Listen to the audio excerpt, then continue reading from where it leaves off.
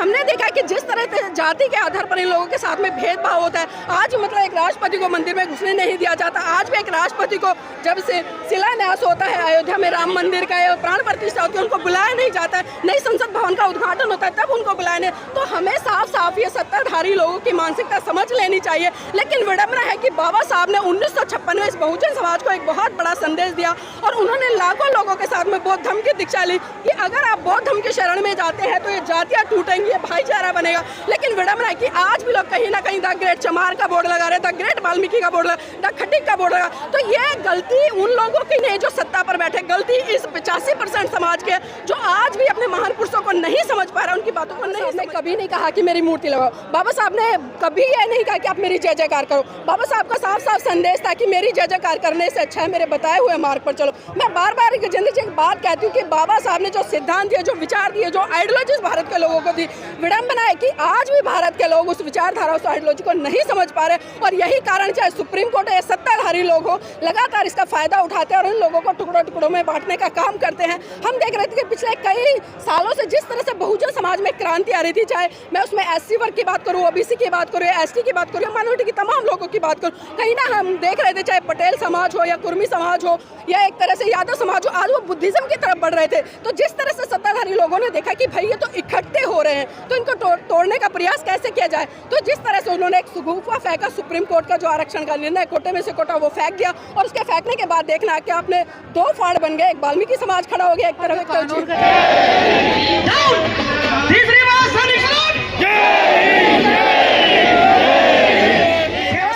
क्योंकि ये पहली बार नहीं। हम देखते हैं कि जब कहीं ना कहीं बहुजन समाज की तमाम जातियां, चाहे वो किसी भी जाति से आते हैं, जब वो लोग इकट्ठा होते हैं, इकट्ठा होने के बाद वो आंदोलन करते हैं, तो कहीं ना कहीं ये चाहे सुप्रीम कोर्ट हो या सत्ताधारी लोग हो, उनको लगता है कि ये बहुत बड़ी संख्या में इकट्ठे हो रहे हैं। और जब समाज इकट्ठा हुआ तो कहीं ना कहीं सत्ता के गलियारों में पहुंचकर भी वो अपना प्रतिनिधित्व स्थापित करे। तो यही एक बहुत बड़ा कारण लगता है कि बहुजन समाज सत्ता के गलियारों में ना पहुंचे, अपने हक अधिकारों को ना समझे और जो हक अधिकार उनको मिले हैं और खासकर उनका उपभोग करके वो संपन्न ना बन जाए। इसीलिए सुप्रीम कोर्ट जो एक तरह से जो निर्णय अभी दे रहे कि दो जातियों में फाड़ करने का, और हम देख रहे हैं कि इस तरह के आंदोलन भी अभी 3-4 दिन पहले ही दिल्ली के जंतर मंतर पर ही इसी स्थान पर एक बहुत बड़ा आंदोलन वाल्मीकि समाज के लोगों ने किया। मैं आपको बता दूं, शायद बहुत सारे लोगों को जानकारी भी नहीं होगा।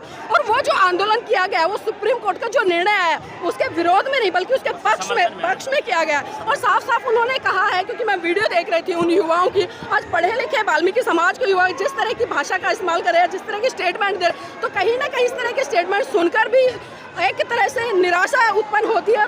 मैं सोचती हूँ कि बाबा साहब ने पर्टिकुलर इस पूरे भारत देश के लिए काम किया और जिस समाज से परम पूज्य बाबा साहब आते थे, शायद आज उसी समाज के लोग उन्हें समझ नहीं पा रहे हैं। और यही कारण कि चाहे सुप्रीम कोर्ट हो या सत्ताधारी लोग हो, उसको डिवाइड करने का प्रयास कर रहे हैं। फैसले का समर्थन करते हैं विरोध?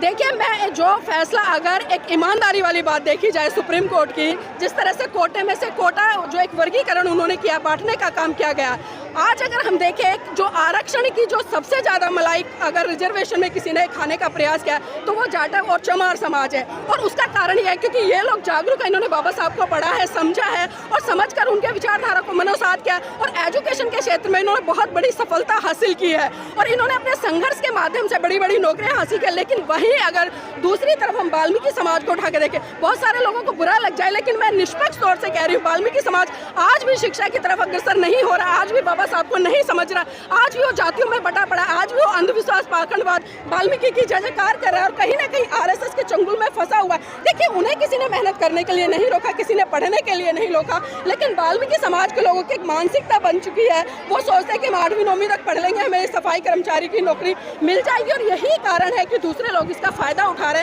हैं। मुख्यमंत्री नहीं 4 बार पर है, चमारी आज भी देखिए बिल्कुल चमार है। मैंने कहा ना, ये लोगों की मानसिकता है कि आप चाहे राष्ट्रपति बन जाओ। मैं अगर द्रौपदी मुर्मू की बात करूँ, इससे पहले कोविंद राम की बात करूँ, उनकी गोविंद जी की, तो हमने देखा कि जिस तरह से जाति के आधार पर इन लोगों के साथ में भेदभाव होता है, आज मतलब एक राष्ट्रपति को मंदिर में घुसने नहीं दिया जाता। आज भी एक राष्ट्रपति को जब से शिलान्यास होता है अयोध्या में राम मंदिर का या प्राण प्रतिष्ठा समस्या होती है उनको बुलाया नहीं जाता है, नई संसद भवन का उद्घाटन होता है तब उनको बुलाया नहीं। तो हमें साफ साफ ये सत्ताधारी लोगों की मानसिकता समझ लेनी चाहिए। लेकिन विडंबना है कि बाबा साहब ने 1956 में इस बहुजन समाज को एक बहुत बड़ा संदेश दिया और उन्होंने लाखों लोगों के साथ में बौद्ध धर्म की दीक्षा ली कि अगर आप बौद्ध धर्म के शरण में जाते हैं तो ये जातियां टूटेंगी, ये भाईचारा बनेगा। लेकिन विडंबना है कि आज भी लोग कहीं ना कहीं द ग्रेट चमार का बोर्ड लगा रहे, द ग्रेट वाल्मीकि का बोर्ड लगा, द खटिक का बोर्ड लगा। तो ये गलती उन लोगों की नहीं जो सत्ता पर बैठे, गलती इस 85% समाज के जो आज भी अपने महान पुरुषों को नहीं समझ पा रहा है, उनकी बातों को नहीं समझ पा रहा है। अक्सर कोई गरीबी या अमीरी का कोई योजना थोड़ा है कि किसी को अमीर बनाना है। देखिए, अमीर गरीबी का बिल्कुल नहीं है, एक तरह से हम ये प्रतिनिधित्व है,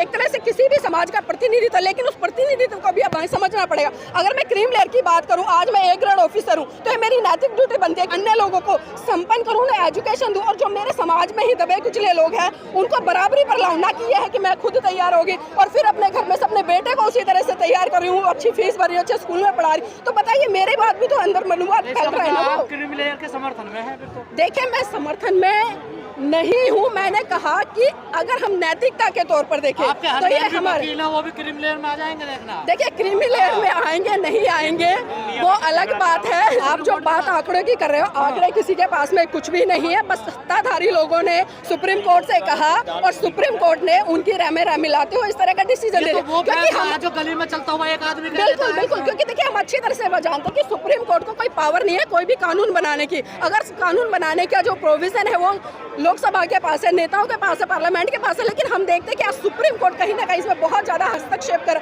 उसका काम होता है न्याय देना। लेकिन आज जब सुप्रीम कोर्ट ही न्याय ना देकर बल्कि अन्याय करने लग जाए तो हम इस देश की सुप्रीम कोर्ट से क्या अपील करेंगे, क्या उम्मीद करेंगे? क्या समझ रहे हैं आप? देखिए, जो ये भीड़ आई है अभी तक, जिस तरह से मैंने कुछ लोगों से चर्चा करी, कुछ लोगों से मैं मिली, ये भीड़ आज उमड़ी है जिस तरह से हम सबको पता है कि 1964 में जो एक बहुत बड़ा आंदोलन बीपी मौर्य जी के नेतृत्व में हुआ था कि बाबा साहब की मूर्ति पुराने संसद भवन में लगी जाए, और वो आंदोलन 1-2 महीने नहीं बल्कि कई साल तक चला था और तमाम लोग जेल में गए। और यहाँ तक बताया जाता है कि कम से कम 100-150 महिलाओं की डिलीवरी जेल के अंदर हुई थी। तो ये छोटी मोटी क्रांति नहीं थी, तब जाकर बाबा साहब की मूर्ति लगी थी। और अभी जो 2024 में 18वीं लोकसभा के चुनाव हुए, उसका परिणाम आने वाला था, ठीक उससे एक दिन पहले बाबा साहब की मूर्ति हटा दी गई और उसी का जो जन सैलाब है, एक आक्रोश है बहुजन समाज में। अभी कुछ दिन पहले भी जंतर मंतर पर एक आंदोलन किया था, लेकिन इतने लोग नहीं थे, लेकिन एक बड़ी कॉल आज दी गई थी और उसी कॉल के तहत आज यहाँ पर तमाम बहुजन समाज यहाँ पर दिख रहा है।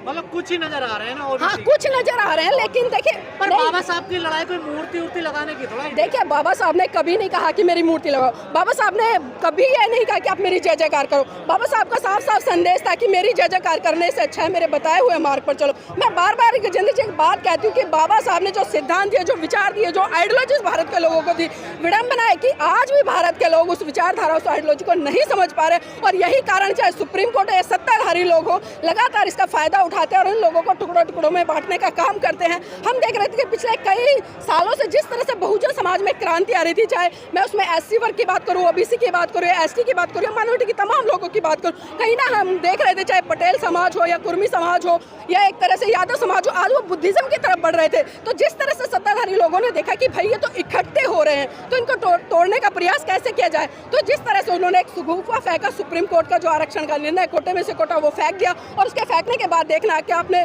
दो फाड़ बन गए, एक वाल्मीकि समाज खड़ा हो गया, एक तरफ बार-बार जो बोला भी है कि संविधान का उल्लंघन हो रहा है यहाँ पर। नहीं, संविधान का उल्लंघन इसलिए हो रहा है ना क्योंकि सुप्रीम कोर्ट को पावर ही नहीं है कानून बनाने की। सुप्रीम कोर्ट वो कानून बना रही है, उस पर डिसीजन दे रही है, जबकि कानून बनाने की प्रोसीजर आप सबको पता है कि पार्लियामेंट के पास है। लेकिन वही तो सवाल उठ रहा है कि जो काम गैर संवैधानिक तौर पर सुप्रीम कोर्ट कर रही है, ये काम पार्लियामेंट को करना चाहिए था, नेताओं को करना चाहिए था, राष्ट्रपति को करना चाहिए था। लेकिन ये काम जो नेता है या राष्ट्रपति वो ना कर, बल्कि सुप्रीम कोर्ट के जजों के द्वारा किया जा रहा है। तो ये कहीं ना कहीं विघटन करने की नीति है जिसमें कि लोग सफल हो रहे हैं।